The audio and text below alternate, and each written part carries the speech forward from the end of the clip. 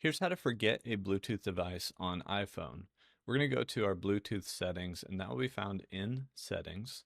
And inside of Settings, we've got Bluetooth here at the top. So we tap on that, and we're going to see all the devices that you are connected to or have been connected to. And forgetting a device removes it from your iPhone's connections.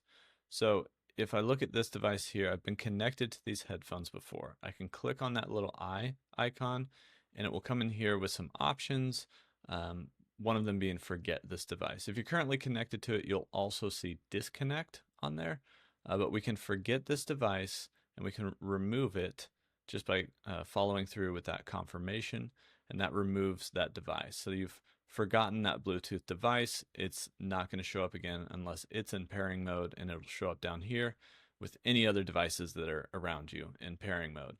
But that's how you can remove a device or forget a Bluetooth device on iPhone.